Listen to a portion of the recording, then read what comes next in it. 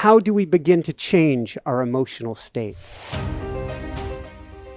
The survival emotions, the emotions that are derived from the hormones of stress, are very addictive. Then when people start to live on autopilot and they get out of bed the same way and they brush their teeth with the same hand and they do all the same things every single day, so then they're locked into a line of time, a linear line of time, where their future and their past seem to be exactly the same. In the elegant moment of meditation, there comes a moment where a person forgets about their body and they become no time, and that is the moment they become pure consciousness.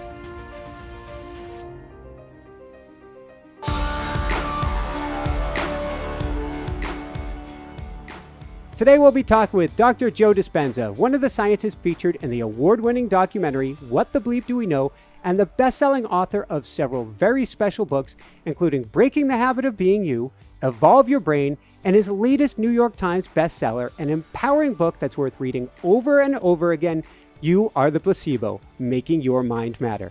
And that's just what we'll be talking about today, about how to utilize the power of the placebo effect and rewire your brain and recondition your body to make lasting change. That plus we'll talk about hotel maids, voodoo and lizards, what glass eating, snake handling, and drinking strychnine have to do with anything, how to get drunk on tonic water, what we can all learn from Jim Carrey, and what it means that Jesus wasn't Italian. So welcome to the show, Joe. Are you ready to shine? I am very happy to be with you, Michael. Very happy to have you here, Joe, and a mighty woohoo for being on the show. So before we dive right into things, I've got to ask, I understand you have 18, maybe more than that, horses now. Do you have a favorite and why? Well, my favorite stallion died last year. He was my boy. There's 7 stallions on the ranch, and you bond with one horse, and they become yours. And he was just a really beautiful, noble guy, and he was my horse, and I had him for years, and was completely bonded with him. Had a great personality, was very intuitive, very spirited, and also was willing to work with me. So. But no, I mean, I love all animals. We have dogs, 10 dogs, 20 horses. There's alpacas. There's cattle. There's all kinds of. I'm going to have to do my best to keep my wife, who's the producer of the show, from listening to this segment, because the number of animals she wants will be up there with you. Yeah, I don't even know. I can't even count how many cats are on the. There's over 200 acres there, so it's a big place, and a lot of activity going on. Yeah. Excellent. So let's dive from there and go back, not quite to the beginning, but maybe the first time that I first saw you. How did you end up in the movie What the Bleep? Well, the director and producer, Will Arntz, had seen me speak in a few different places, and he liked what I had to say, and he sent me a manuscript of the movie, and he told me what he wanted to do, and he said, if you can read this and tell me what you think, I want to do this documentary. So he sent me the manuscript, and this is in the days when they sent it in a big manila envelope. Yeah. And so I ripped it open and sat down one afternoon and read the entire thing and redlined the whole thing and said, bad science, you can't say that, I wouldn't do this, and just kind of marked it all up and sent it back to him. And I thought, well, that should keep him busy for a while. And a week later, he sent me the updated manuscript, and we volleyed back and forth 3 or 4 times. And he had this vision of doing this kind of storyline connected with some commentaries. And he chose a bunch of people to do commentaries, and more than the people that were in the actual film. And then he just did a great job in editing it and piecing it together. And I think, I gave a lot of time and energy to help with some guidance. And I think that the movie was done for 2 reasons. Number one was to ask people to question the nature of reality, to really see that the world that we look at and the world that we perceive may not be the world we actually live in. And if you combine a little quantum physics with a little neuroscience, with a little neuroendocrinology, with a little psychoneuroimmunology, and a little genetics or epigenetics, all of those science points a finger at possibility. So we wanted people to really begin to realize that we are marvels of adaptability and change, and we're not hardwired to be a certain way for the rest of our life, or we're doomed by our genes. The second thing is that we wanted people really to try it out. that if your thoughts have something to do with your destiny, maybe nobody's excluded from this equation. So let's go about the business of trying it out and see if people can become scientists in their own life and experiment with really to see if they're, producing an effect by them being at cause. And we never anticipated the movie becoming such an overnight sensation, but I think it provided a language for people to begin to give them permission to begin to question the nature of reality and really begin to apply some of those principles. I love it. I think it's made a big difference. It's kind of, I want to go from there, and when we're going to swing back to a lot of the things that you just covered right there. There's an irony. You asked me at the beginning, how am I doing? And I said something to the effect of, oh, good, or, well, I'll explain more on the show. This weekend, I was actually really, really ill with food poisoning. And so ill that I'm going, do I have this interview today or not? And I said to myself, I said, particularly with the book, You Are the Placebo, you are going to be fine in time for this interview. And so maybe a great way to dive in here is, what is wrong with our current view of healing? Well, I think that most people have been hypnotized and conditioned that they need something outside of them to make some change inside of them.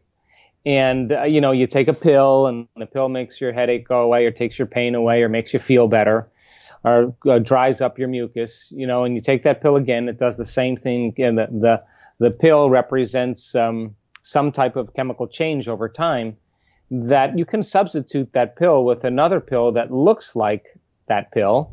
And body's conditioned to produce the same exact chemicals from past experiencing. Conditioning is based on the past.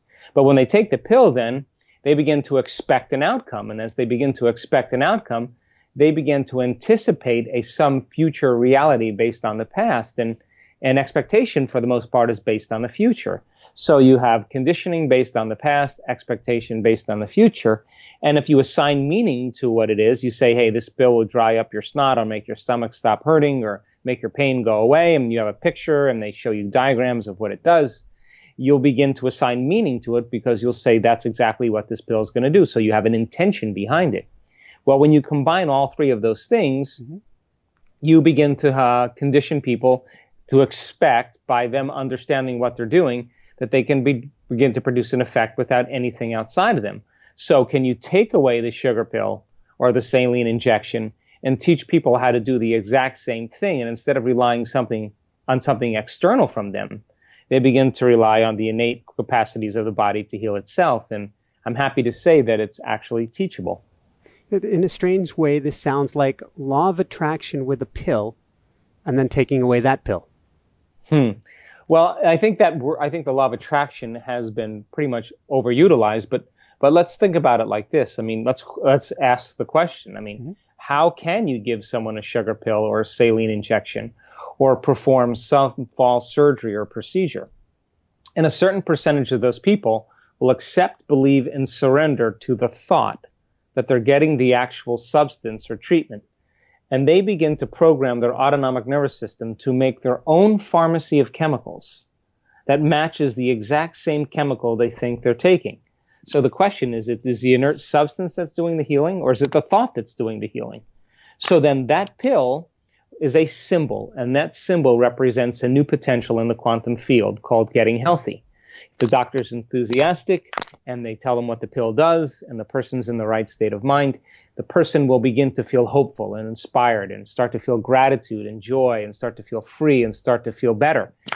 And when you combine a clear intention with an elevated emotion, you begin to change a person's biology from moving into the past to moving into the future. So let me pause you to repeat that one more time. A clear intention with a positive emotion. An elevated emotion. An elevated emotion, a heart-centered emotion like gratitude or thankfulness or appreciation or love or joy or inspiration or empowerment. And it's that combination of a clear intention, was an act of a mind, an elevated emotion, which is the language or the vocabulary of the body, that begins to change a person's state of being, because thoughts are the language of the brain and feelings are the language of the body. And how you think and how you feel creates a state of being. So most people, their brain is organized to reflect everything they know in their life. Their brain is a record of the past. It's an artifact. So then most people think in the past. And feelings and emotions are the end product of past experiences. So if you're feeling the same way every single day, it means nothing new is happening in your life. And if those feelings are driving your thoughts, then you're thinking in the past. So most people's biology is, for the most part, living in the past. So then when you begin to combine that clear intention with an elevated emotion, a person can begin to move their biology from living in the past to living in the future. Here's an example. 81% of people that are in a depression study that are given a placebo, 81% of those people respond as well as the people that are given the drug, which means they're making their own pharmacy of antidepressants. Their brain is the greatest pharmacist there ever was, and their brain already knows how to make those chemicals because there's receptor sites in the brain that receive those chemicals. So then the problem is that most people do it once or twice and they give up. But I mean, even the depression studies, those studies went on for 6 to 8 weeks. And every day they were reconditioning their body to a new mind and beginning to select a new potential and change their brain. So then it may take 6 to 8 weeks for people to begin to change their own state of being and begin to make their own balance in their body. And we've seen it happen over and over again. It makes me think, I mean, ritual is important. Meditation is important. I want to spend a lot of time talking about meditation. But in a sense, that act of taking a sugar pill, and it's something you talk about later on in the book, even when it says sugar pill on it, that symbolic gesture of this is going to ingest this is going to make me feel better. And we flip a switch. Yeah. So you can only accept, believe, and surrender to thoughts that are equal to your emotional state. And you'll never accept, believe, and surrender to any thoughts that are not equal to your emotional state. So a person gets a diagnosis. Diagnosis is cancer, or MS, or lupus. The immediate emotion they feel is fear or sadness. And so then they are going to try to think positively, but their body's feeling negatively. Their body's feeling fear. They're going to try to say, I'm going to beat this and I'm going to overcome it, but they're feeling sad and depressed. And that's mind and body in opposition. Once a person begins to change their emotional state and they start feeling empowered or feeling gratitude or feeling joy, they will accept, believe, and surrender to the thoughts equal to that emotional state. That switch gets flipped and they begin to program their autonomic nervous system to make a different pharmacy of chemicals that begins to change the body. So getting the person beyond their emotional body, beyond their emotional state, is really the work. So this kind of supersedes everything. And I do want to cover some more fun stuff on placebo effect and studying stuff. But just to give us a tidbit, give us a bone here. How do we begin to change our emotional state? Well, I think the first step is knowledge, Michael. I think most people don't even know that they feel guilty. They don't even know that they feel unworthy. They don't even know that they feel depressed or feel victimized, because 95% of who we are by the time we're 35 years old is a set of memorized behaviors and emotional reactions, beliefs, perceptions, subconscious. Yeah, pretty much on autopilot. That's 95% of most people. So their 5% is working against 95% of what they've memorized subconsciously. So the first step then is becoming conscious of your unconscious thoughts, becoming aware of your automatic behaviors, and then noticing and paying attention to the emotions that you feel every day.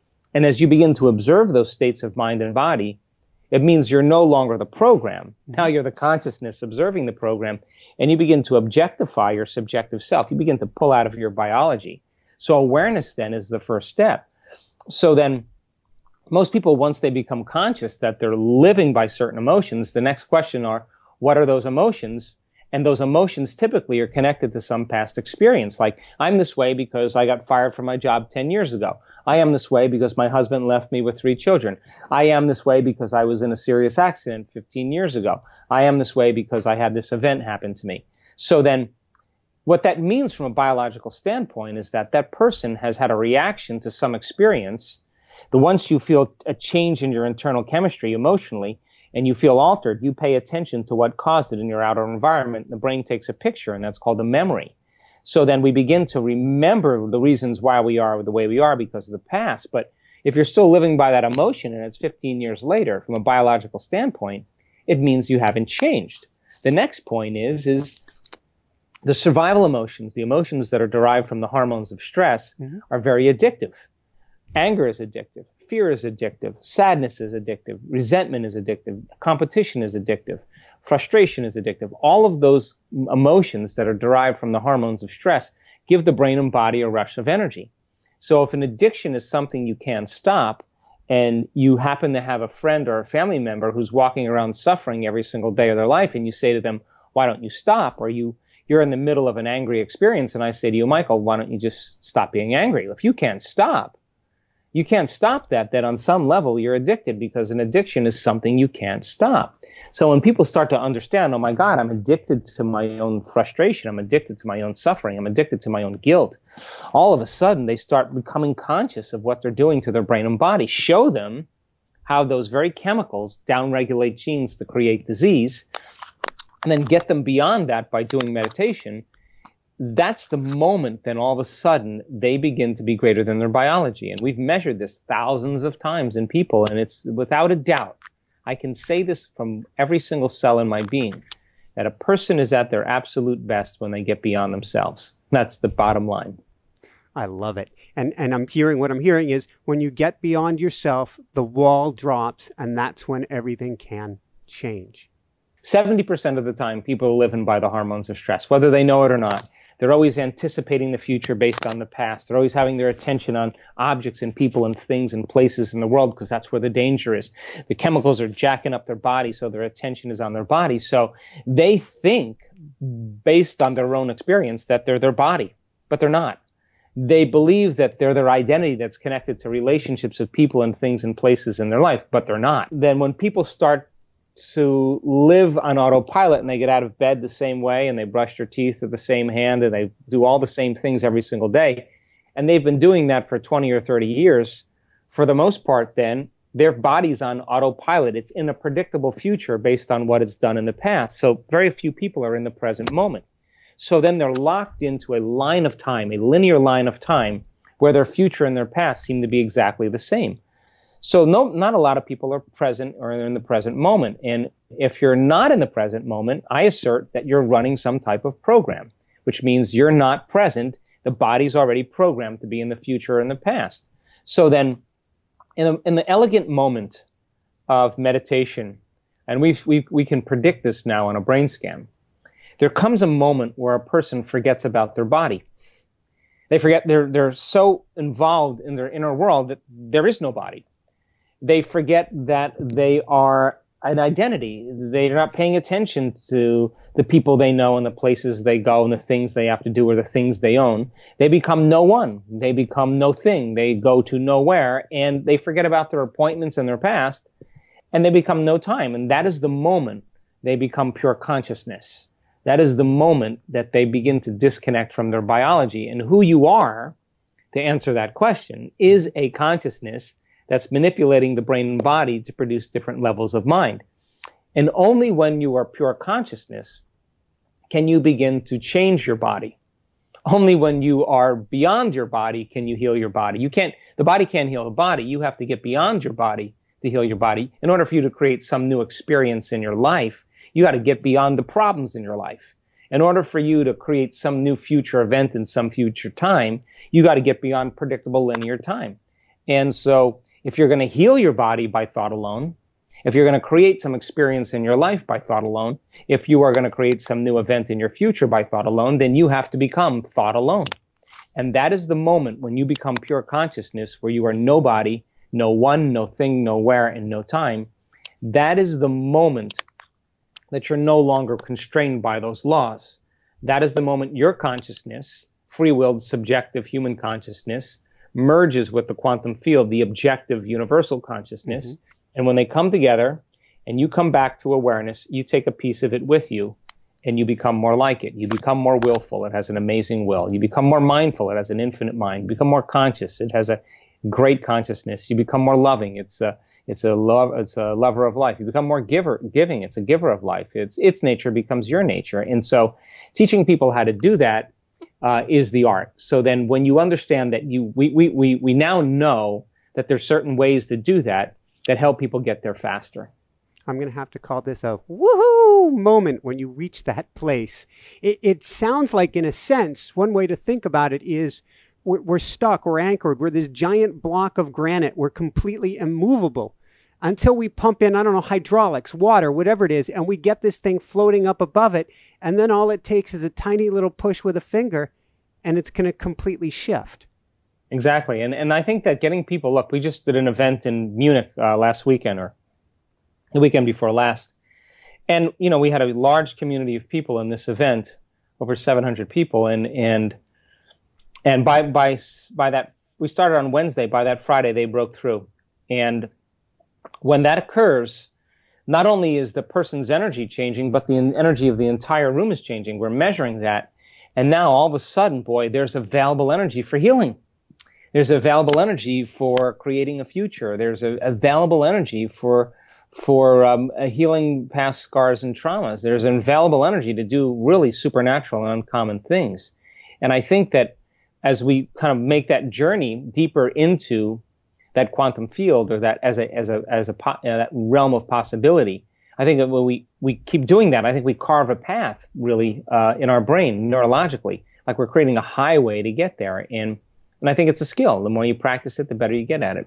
This goes in several different directions for me, because one of the things I was thinking is, I was reading your book and I was reading about your events and the spontaneous healing, if there's not a better term for it, the shifts that were occurring in people, is there's a frequency change among everybody there that helps bring everybody gets in sync. There's a coherence that's going on. We had Howard Martin on this past week with Heart Math. We've got some coherence going on here amongst everybody. Conversely, when we're home alone, when we're outside, say, New York City, there's a different type of coherence or incoherence going on. How can we use the resonance of those around us? That sounds wrong. Is there a way to tap into the positive resonance of those around us to help us to heal? Well, the answer is yes and yes. I think, first of all, people have to understand what coherence is and what incoherence is. I think that for the most part, the hormones of stress, again, living in survival, the moment you begin to become agitated or impatient or judgmental or resentful or frustrated or bitter or sad or guilty or whatever, what happens is the primitive nervous system switches on, and you're mobilizing enormous amounts of energy for some threat in your external environment. So you can run from a predator, so you can hide from a predator, so you could fight a predator. And that's really good for the short term. I mean, all organisms in nature can tolerate short-term stress, but the problem is that when you keep turning on that stress response and you can't turn it off, now the body begins to move out of balance, because stress is when your body's knocked out of homeostasis. So when you turn on that stress response and you can't turn it off, now there begins to become some breakdowns in the body. So now you keep racing the heart because of traffic, because of your teenager, because of your finances, but there's no predator back there. But you're turning it on as if you're being chased constantly by some predator. The problem with that is that all of a sudden the heart, that should beat coherently and rhythmically, starts to beat very incoherent. It becomes arrhythmic. It becomes disintegrated. Its rhythm begins to change. At the same time, when you're living by the hormones of stress, the brain gets a rush of adrenaline, it gets an arousal, and the arousal then causes you to pay attention to your body. Pay attention to your environment, pay attention to time, because if you're being chased by a predator, you better be thinking about your body, you better be thinking about where in your environment you're going to run, and you better be thinking about how much time you have to get there. The problem is, again, as you begin to keep firing those chemicals into your brain, and you shift your attention from a person or a problem or a thing or a place or an experience over and over again, each one of those things has neurological networks in their brain. As you begin to shift your attention, you begin to fire all these circuits, and you begin to produce an incoherent brain. So when your brain's incoherent, you're incoherent. When your heart's incoherent, you don't feel good. So then, is it possible then to begin to teach people how to create more coherence in their heart and in their brain? We've measured this thousands and thousands of times. So when you're under stress, you're focusing on matter, you're focusing on objects, you're focusing on things, you're narrowing your focus because the danger is around the corner, and you're paying attention to one thing. Really great for the short term. But if you keep doing that and you keep arousing the brain, you drive the brain into higher brain states, what's called high beta. And now it's like driving your sports car in first gear on the freeway. So then, instead of focusing on matter and objects and things and narrowing your focus, if you teach people how to open their focus and sense space instead of matter, energy, and information. When you open your focus, you can't analyze or think, you can't obsess, and brain waves tend to slow down, and not only slow down, but get highly organized and coherent. At the same time, the heart starts to get coherent, and the heart starts to affect the brain starts to affect the heart. And all of a sudden now, when you're living by stress, you're drawing from this invisible vital field of energy and turning it into chemistry, and you're robbing the body's vital energy. So now you're more matter and less energy. You're more particle and less wave, and you can exert very little effects in your life. But then when you begin to free yourself from the chains of those addictive emotions, you begin to open your heart, the field around your body. The heart begins to produce a magnetic field that sometimes can go to 9 meters wide. And if you can teach a person how to feel an elevated emotion and sustain it, and they begin to like drop pebbles in water over and over again, and they start to produce these beautiful waves. If they feel deeply and richly and profoundly, they're dropping big stones that are producing bigger waves. Now those waves are energy, and energy is frequency, and all frequency carries information like radio waves and cell phone waves. What those waves carry is your thought, your intent. So now the carrier of your own vibrational patterns, it begins to carry information that is going to begin to influence matter. So if I'm sitting next to you and you're coherent and I'm coherent, when those two waves come together, they summate and create a bigger amplitude, and that's called a higher energy. That's called constructive interference. If you got 750 people in the room and they're all doing that, that's rocking. Now, yeah, you're going to see energy go really high in the room. Now, if I'm coherent and you're coherent, but the person sitting next to us is not coherent, if you begin to move grandfather clocks in unison and 20 of them are moving together and one's moving out of rhythm, and we come back tomorrow, that one that's out of rhythm is going to just join and become entrained to the other one. So sooner or later, when we get that effect where there's enough people doing it, everybody starts to become entrained, and now there's a coherent, very, very palpable, measurable. We measured the energy. And the energy in the room is just off the chart. And now we have enough energy in the room for the miraculous and the supernatural to occur. So I've got to ask, and maybe you can share with us a bit about this. You keep mentioning that you've been testing it, and now you've been doing, what is it, EKGs? What is it you've been doing, and what does this look like? Well, the whole reason, Michael, we began testing is because we started seeing very strong phenomenological changes happening right in a weekend workshop, like people with MS getting out of their wheelchair, and people with lupus and celiac disease all of a sudden getting better, and chronic pain, and scheduled for surgeries getting up and having no pain at all. So when that moment I realized that something supernatural was happening, that I wanted to quantify it. So we brought in a team of scientists and researchers, and we've done over 4,750 brain scans now, quantitative EEGs. We measure people's brains before they start an event, 5-day event. We measure their brains at the end of 5 days. And what I want to see is that the change isn't just in their mind, it's in their brain. We randomly select different people, and we measure their brain in real time during meditation. And I want to know their inner workings, so when they're there and when they're not.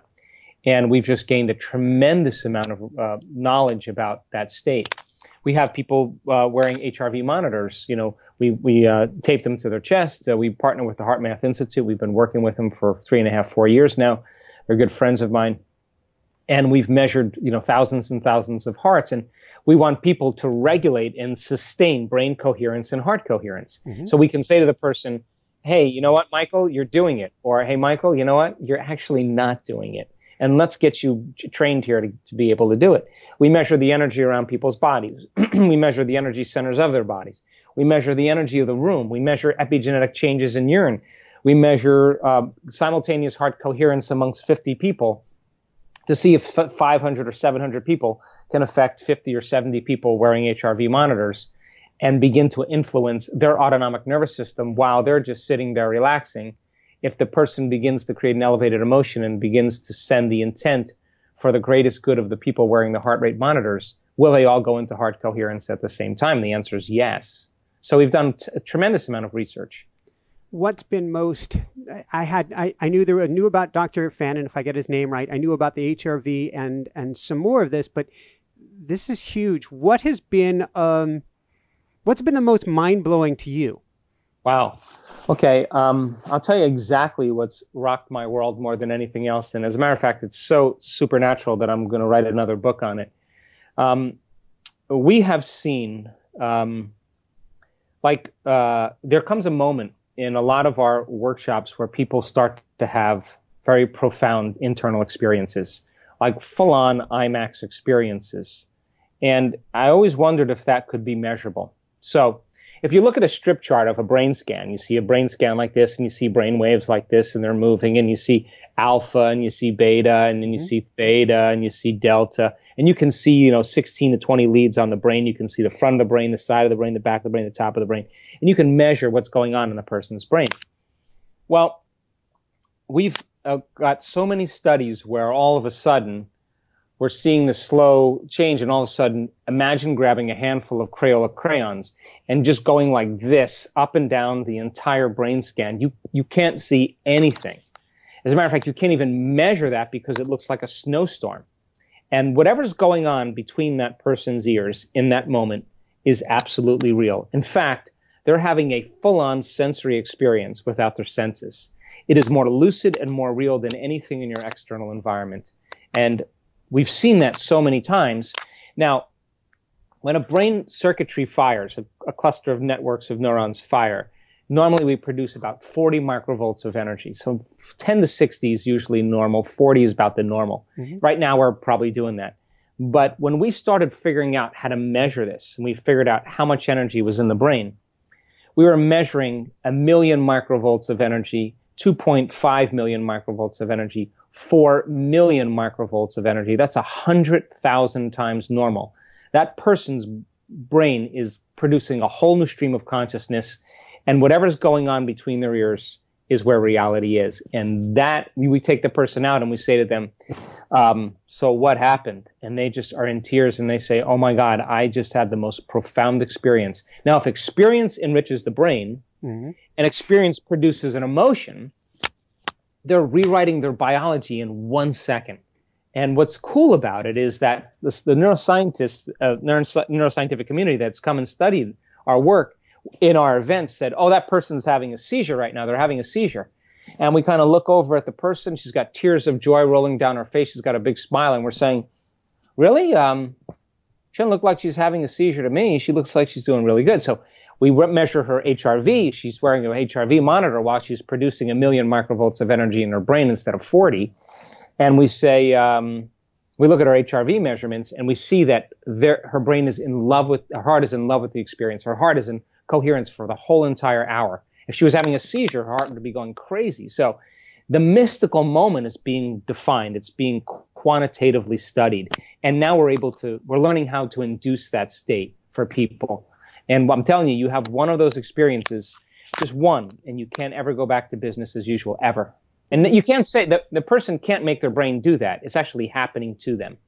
It's interesting. I've had a couple near-death experiences, which obviously you cannot go back from. But in the here, whatever here is, I once had a group chanting experience that I actually, you say you can't go back. I stuffed it down in my memory because it got so weird on me that I tried to force a stop to it because I wasn't in an environment. It sounds like your clinics are, where you're encouraged that this is okay, go through this, you're going to be fine. And I'm like, my arms are flying around. Everything's going weird on me. I got to stop this. I'm rocking everything. And I just tried to squash it, which was really uncomfortable. Yeah.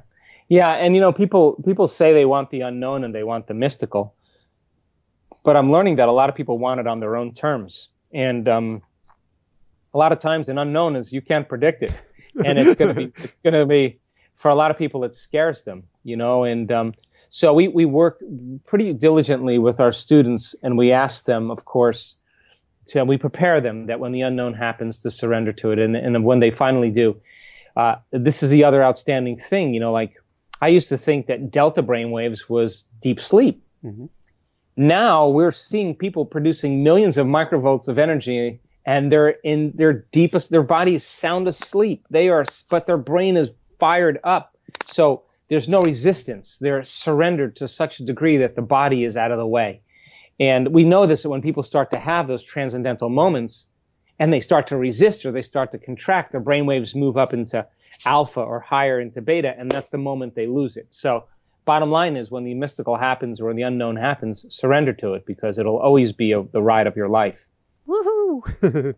Let's go from there. Before I want to talk about the meditative side of things. Before I do that, I want to just briefly ask about Sophia and seeing without eyes. Yeah, that's not the first person now that has actually had this experience. Again, we're back to consciousness being a non-local phenomenon, and we've selected her as one of our trainers because she is a very, very intelligent person, but she's also very mystical. And she was in the back of the room at one of our advanced workshops, and I was leading. No, it was a progressive workshop, and I was leading the audience through a meditation. There was about 450 people in the room, and I saw her like in the third row, and I kind of walked past her on the stage, and I saw her smile, and I kind of stopped, and I realized that she could see me. So with her eyes closed, I just kind of stopped and looked at her, and I went like this, and she kind of giggled, and she went like this. She waved. For those who can't see this, you waved, and she waved back at you with her eyes closed. Yeah, she waved back at me with her eyes closed, and so then I had some corporate trainers on the other side of the room, and they were kind of facilitating the meditation, and I just kind of called them over. I waved my hand over, and they came walking over, and I took my finger and I pointed right at her, and when I pointed at her, she waved to all three of the people on the stage and started laughing, and so they were looking at me, and I said, when you focus on the unknown, you get the unknown. She's seeing without eyes. So the next event she came to, she was sitting way in the back, way in the back. And again, she's in the middle of meditation, and I just kind of raised my hand, and I go like this, and raise my hand above my head and wave, and I see her wave back. So we selected her for one of our trainings, and that's when we started measuring her brain. And boy, Dr. Fannin got the ride of his life because I didn't say anything to him. And right in the middle of her baseline measurements, and we had to do a baseline with her brain cap on. And then we asked her to open her eyes and stare, and then read a book, and then close her eyes, and then go into a meditative state. And I knew once she went into that meditative state what was about to happen. Her whole visual cortex lit up. And Fannin said, oh, you see, she's visualizing. And she had music buds in her ears, and she was in that transcendental state. And I said, no, she's not visualizing. She's seeing. He said, what do you mean? And with her back to me, she was like up there, like 6-8 feet in front of me, and we're on the computer screen. With her back to me, I just raised my hand and waved to her, and she reaches up behind her head and waves back to me, and he just freaked out, and he couldn't believe it. He said, what is going on? I said, she sees without eyes. And so then she was seeing 360 degrees. And then she came to another event, and I started writing numbers on the back of the board on the stage, and she was way out in the audience, and she was able to read those numbers. So, I mean, how far down the rabbit hole do you want to go? Once you become pure consciousness, you're not constrained by matter in any way. Consciousness can become mobile, and that's what we are. So let's go from there and talk, if we can, a bit about how we start to tap into consciousness or begin to go down the rabbit hole on our own. Yeah, I mean, look, we're wired for this. I think we make it way more complicated than it really needs to be. I think it would make sense that if you're spending 70% of the time, Michael, living by the hormones of stress, and your attention is on your outer environment, your attention is on your body, and your attention is on the future, predictable future, the familiar past, wherever you place your attention is where you place your energy. So for the most part, that's who you believe you are. So it would make sense then that in order for you to begin to tap into greater levels of consciousness, it would be a good idea to sit down and close your eyes and disconnect from your external environment, less sensory information coming into your brain. Play soft music in the background or put earplugs in your ear. That's less information coming from your environment. So your attention moves from your outer world to your inner world. Sit your body down and make it sit still and not let it get up and do things so it can experience things, to feel emotions, to eat, to smell, to do whatever, to taste. And if there's even less sensory information coming in because you're not moving your body around, then you're getting beyond your body. And if you're not thinking about tomorrow or the next day or your emails or your appointments or what happened yesterday or the emotions, and you can work on the present moment, that's the moment where you begin to fall into possibility, because in the quantum field, all potentials exist in the present moment. So then teaching people how to find the sweet spot of the generous present moment and allowing them to unfold into this realm, this infinite field of possibilities as a thought, that's when they begin to get beyond their body, their environment, and time. And that's when they begin to connect with a greater level of awareness. And our students, we've measured this now, our students can change their brainwaves and slip into this state in like 2 seconds, 4 seconds, 5 seconds, 9 seconds, 12 seconds, 13 seconds. We've measured it. And it's not like, hey, I'm getting to the quantum field before you. It's just kind of like, I know how to do this. Mm-hmm. And they've done it enough times, and we've been able to reproduce it now. And so a lot of people have the skill to be able to do it. And then to be able to linger there without thinking about your face or your wardrobe or your name or your gender or what you're going to eat or how long it's going to go, getting people past all of that stuff, that is when the magic happens every time. So the matter doesn't produce much of an effect on matter. It takes a long time for matter to influence matter. But when you become pure consciousness, consciousness is the epiphenomenon of matter, and that's when you can begin to exert greater changes on your body or on your life. Well, thank you. I want to talk a bit more about meditation. I want to talk about a pragmatic question for you. What do you say to people who say, well, and in the book you talk about, you have some beautiful description of both how to meditate, a little bit on when to meditate, talking about early morning, evening as being perhaps the best times to meditate. But what do you say to people who say, in order to fit meditation into my busy schedule, I'd have to lose sleep? You know what I say to them? Please. Go to bed earlier. I mean, look, if you want your sleep, we run events, right? Yeah. And we sometimes, our events, when we run our advanced workshops, we start at 6 a.m. And some of our advanced trainings, sometimes if we're going to create the mystical experience, we have people up at 4 because of brain chemistry. And I always say the same thing to the audience. Hey, look, those doors close at 4 o'clock. Well, I'm starting the meditation. If you don't make it in by 4 o'clock, I'm not going to take it personally. It just means you want your sleep more than the mystical. It means you want your comfort more than the unknown. It means you want your coffee or your shower or your cell phone more than you want to experience a new experience. So then people say, yeah, I have to wake up early. Well, we'll go to bed early. And well, I can't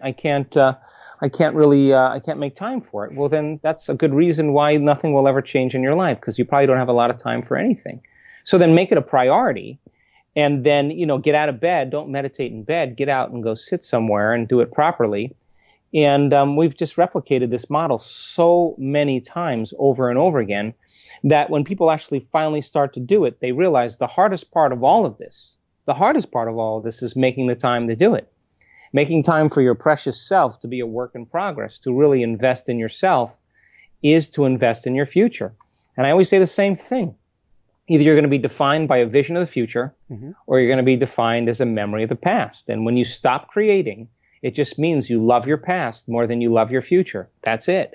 So then when people start to realize that they have the power to begin to produce changes in their life, to think differently, to act differently, and to feel differently, and to understand that even when you start slipping into these states, you will actually need less sleep because your body's in a restorative cycle, then you're breaking out of those normal conditioned beliefs that, you need certain things in order to live.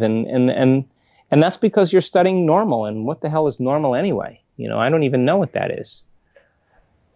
How, I guess I shouldn't ask, what's a normal amount of meditation then? Well, it doesn't matter. I never think about time. I think about getting there. Mm-hmm. As an example, certain days it takes me an hour to find the present moment. And that's a day where I have to catch a flight and I have 30 emails to answer and 25 texts and calls to make and meetings to have before I leave town and kids to make sure they're doing okay. And I got 1,000 things to do that day, and it takes a little bit of time to get present. But I know the difference between when I'm there and when I'm not. If I get up and I don't really connect, I just wasted an hour. So our students know the distinction between those two. So some days are easier than others. Some days you slip in and you just lock into that field. You're there, and you're up in 30 minutes, 45 minutes, an hour, or whatever you want. Other days I don't get up until I'm there, and it takes me longer. But I think if you spend 45 minutes, it's good, solid 45 minutes on the average to an hour, and you make that time, and some people can do it in 10 minutes or 20 minutes or 30 minutes. I don't care. I just want people to really just start practicing, because they'll start noticing effects in their life. Beautiful. Is there a technique, open focus, or something else that you suggest people start to cultivate? Yeah, I do like the open focus as one measure. We do a lot of heart-centered work as well. We also do, we do all kinds of things. So there's several techniques, but I think if you just maybe just check out the Breaking the Habit or You Are the Placebo, we give a lot of instructions for all of that. And then what would you say? Well, when you wake up, one of the things you describe in your book is that each morning you are setting a blueprint for the day ahead. What are you doing? Are you going through, because this is kind of one meditation is where we're letting go in a sense, we're connecting with pure consciousness. Another is we're kind of putting our want list for the day. How do those two kind of coexist? Well, they actually coexist very well because first thing you have to do is you have to surrender to that infinite field of possibilities, because that's where everything material comes from. Mm-hmm. So getting people sometimes to just to that point, when you hit that point, a lot of times you feel so whole and you feel so complete, it's impossible to want. I mean, how do you want when you're whole? So there's a little paradox there. Yes. But on another sense, though, that when you're in that place of where all possibilities exist, then, what thoughts do you want to fire and wire in your brain? What behaviors do you want to demonstrate in your day? The act of rehearsing in your mind the demonstration of those behaviors begins to install the neurological hardware to make the brain look like the experience has already occurred. That's what rehearsal does. So now the brain's no longer a record of the past. Now it's a map to the future. And now here's the key. And then can you teach your body emotionally what that future is going to feel like now? Which means you don't wait for your healing to feel wholeness. You don't wait for your success to feel empowerment. You don't wait for your wealth to feel abundance, or the mystical moment to feel awe, or the new relationship to feel love. That's the old model of reality of cause and effect. That's waiting for something outside of us to change how we feel inside of us. I'll believe it when I see it. Right. But the quantum model of reality is about causing an effect, which means when you start feeling whole, you begin to heal. When you start feeling empowered, you're going to become successful. When you start feeling worthy and abundant, you're going to get wealthy. When you start falling in love with yourself and life, you're going to meet an equal. When you're in awe of the moment, hang on, you're going to have a mystical event. So then your body is the unconscious mind. It doesn't know the difference between an actual experience in your life that produces an emotion and an emotion that you can create by thought alone. So then as you begin to combine that clear intention with an elevated emotion, the body's believing it's in the future reality in the present moment, and you're signaling new genes and new ways to change your body to look like the event has already occurred. And if you keep doing that, there will be physical evidence neurologically, biologically, chemically, hormonally, and genetically in your body that shows that the event has already occurred. When that happens, you can relax, because the event is going to find you.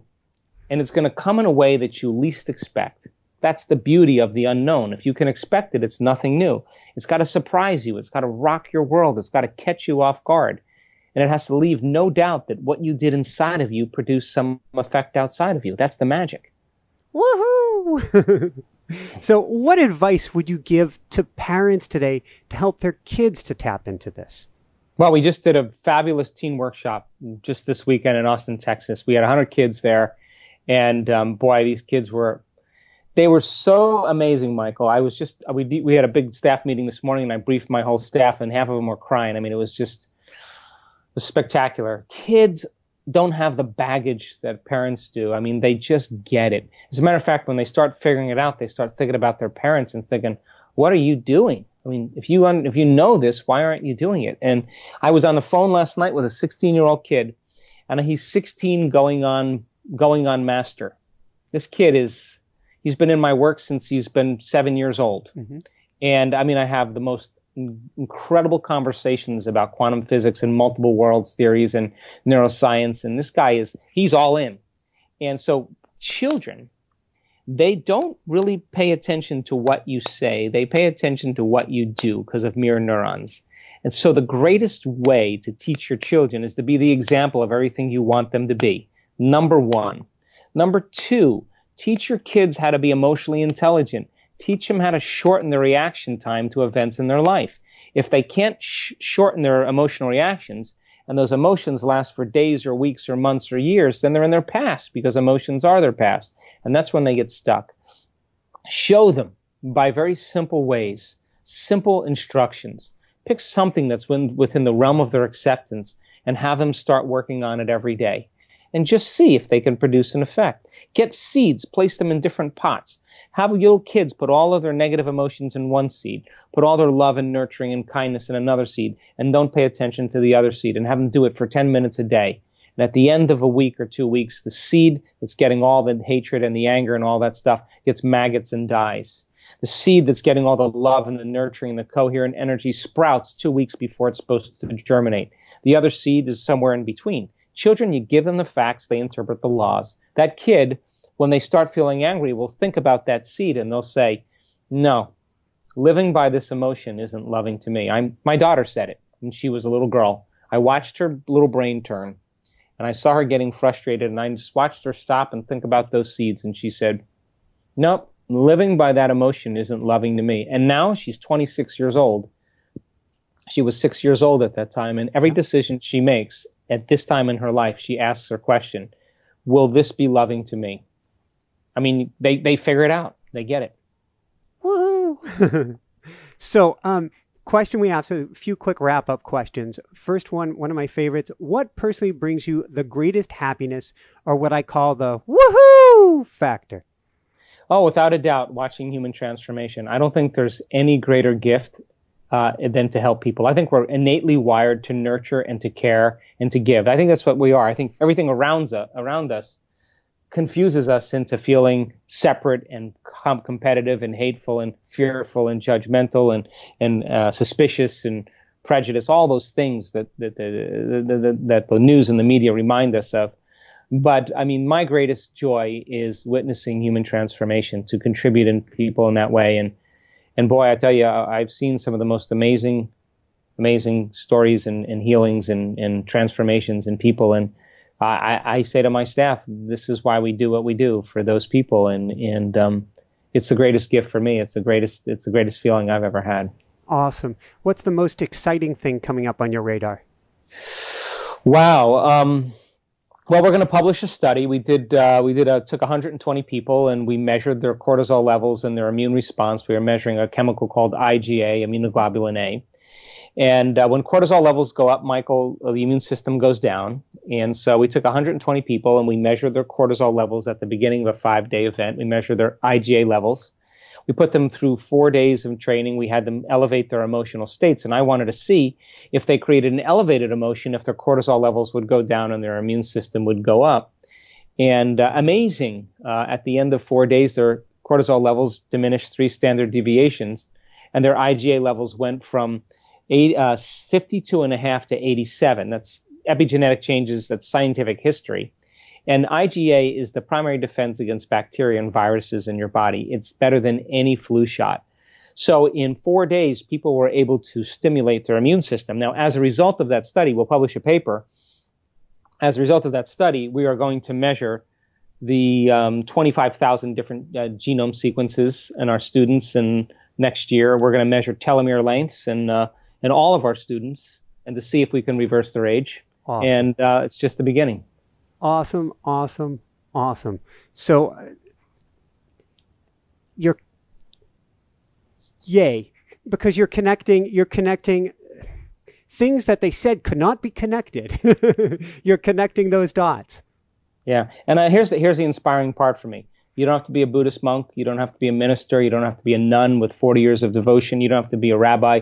You don't have to be an academic or a scholar. Common people around the world are doing the uncommon. If people's tumors are shrinking by 40% in 2 months, then there must be a tumor suppressant gene that's activated. And if we can correlate that gene with their behaviors and the things they're doing with the diminishing of that tumor, we are giving people permission to heal. Woohoo! Thank you so much. Okay, couple quick questions. First off, where can people go to find out more and to find your beautiful book and events coming up? My website is drjoedispenza.com, drjoedispenza.com. We have events all over the world. I'll be in Toronto this weekend. I'll be in Philadelphia in December. We're going to be in Europe and all over the world in the next few months. Fantastic. And any last words of wisdom you want to share with people? Oh, yeah, try it out. Don't wait for science to give you permission to do the uncommon. When you do, you make science another religion. Go out and do the uncommon and do it repeatedly and have science come and study you. And I think that everybody has the ability to do this. Beautiful, beautiful, beautiful. I can't thank you enough, Joe, for this, for the work that you're doing. I'm like on the edge of my seat looking for what comes up next and what you do. So thank you so much. Thank you, Michael, for the work that you do and being the messenger too. Woohoo! For everyone out there, this is Michael Sandler saying, be well, have fun, be your own placebo, and make your mind matter. And shine bright. Woohoo! Thank you so much. Thank you. Wow, wow, wow. What another amazing, sacred, special interview. On that note, if you want to dive into something that's sacred and special, then you want to dive into the automatic writing experience. It's a process where you learn how to channel, to go quiet, put pen to paper, and literally get answers from the other side of the veil. Now you can get our video-based program where you can begin learning automatic writing today, along with live classes at automaticwriting.com. On that note, if you're loving the show, then that means you are a mystic. So join Michael's School of Mystics. We meet 4 Wednesdays a month. Simply go to inspirenationuniversity.com and you can find Michael's School of Mystics. On that note, come join us every Monday night. We have YouTube live events. And if you want even more than that, click the join link. Come join the inner circle with me. You get an uplifting dose of goodness in the inner circle with all of the behind the scenes footage and videos that I make specifically for you. We're a podcast too. Find us on iTunes, Spotify, every single place you can get a podcast. You can find the Inspire Nation Show. Click the subscribe button and the bell icon, which will notify you with upcoming shows, YouTube live premieres, and here's the link to the next amazing video. Love you guys so, so much. Big thumbs up. Leave your comments if you like this. Shine bright. Woohoo! Love you guys.